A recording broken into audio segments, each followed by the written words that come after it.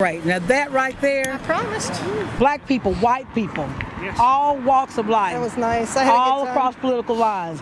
That's the way Martin Luther King wanted it. That's exactly, and that's what the people at the cafeteria, the counters, the lunch counters, that's right. what they represented. They were listening to Dr. Martin Luther King when they decided to do that. I thought it was cool it was students. Did you see the plaque? Now last year at Black History Month celebration, we put that there. Really? Alton Park Development Corporation, we were responsible for the historical placard that's here permanently placed, because that building right there used to be S&H Crest 5 and Dime store. They tore it down. They tore it down, built that, and then so we commemorated, the civil rights movement by putting a permanent placard there to talk about what actually happened at that one spot right there, where all those African American kids that went to Howard came down here. It was right there. I wish they had kept that building and tore it down.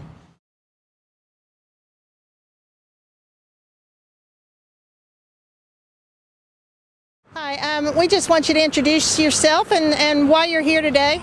Okay, I'm Dr. Elenora Woods, and I'm with the Alton Park Development Corporation in celebration of Black History Month. This is our second annual event, and as you can see, it's been a wonderful day. This is what it's all about. This time we brought the King.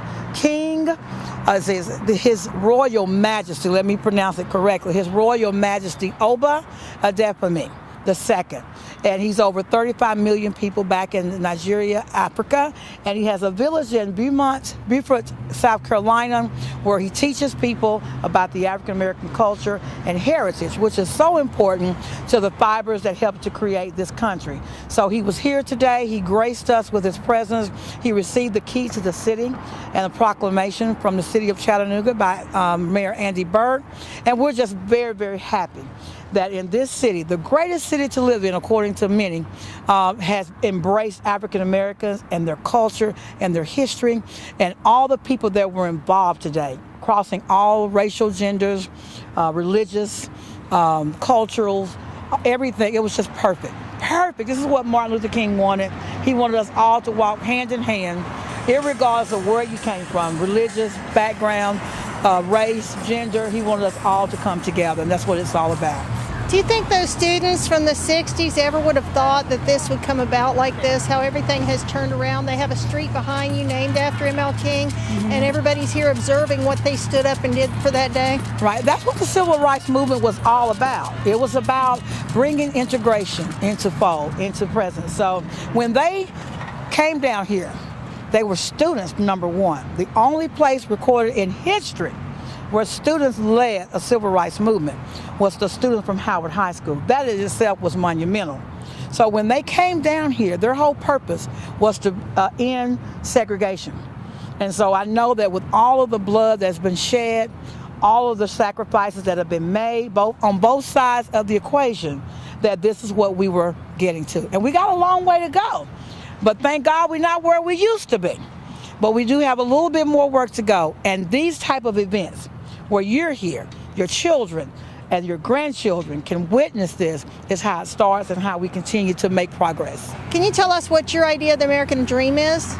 The American dream is the dream where white people, black people, whatever color you are, will have the opportunity to live and to be self-sufficient, and to also have equal access to education, equal access to housing, equal access to entrepreneurship, business, whatever it is that you dream, that you will have an opportunity. And that's where it starts, with an opportunity. That's where it started with me, that everybody would have an opportunity.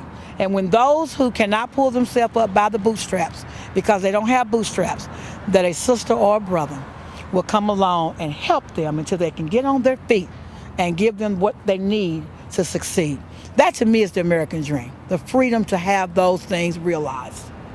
I think we're going to get into a longer interview if I start talking about the Alton Park Development Center, but is there something you want to give us? I know you got to go, but something you want to tell anybody about Alton Park Development Center? Alton Park Development Corporation is a CDC, a nonprofit CDC, and our purpose is to do those things that we just talked about, to help revitalize these communities that have been severely impacted with poverty, inequalities in education, and housing, and also economic development. With the programs that we put together, we hope that these things will balance out, equalize out, and help these communities to come up to the standard that they need to come up to. Right now, we're dealing with inequalities in education. For example, in Alton Park, there's not a high school, there's not a middle school. There's not an elementary school. There used to be an elementary school, but now it's one of those, forget what you call them. Charter? Well, it's not a charter school.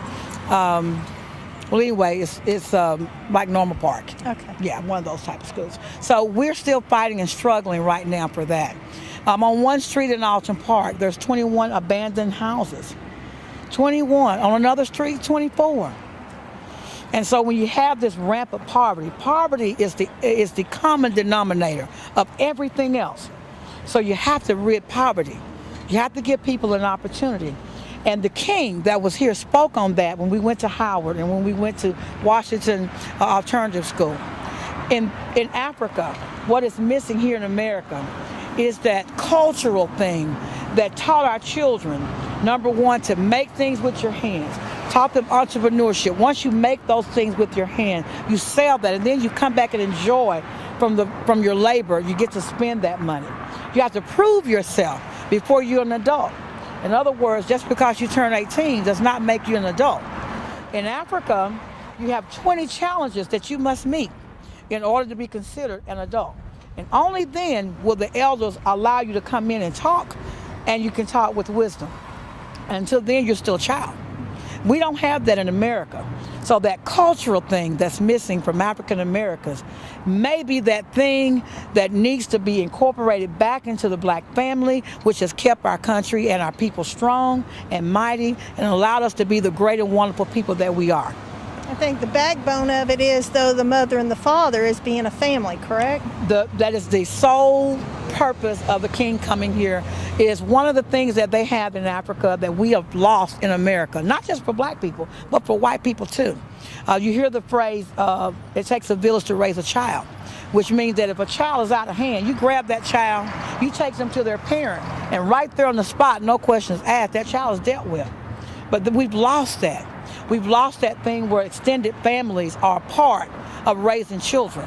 And that's very important, especially when you have a father who's missing. Maybe he's deceased.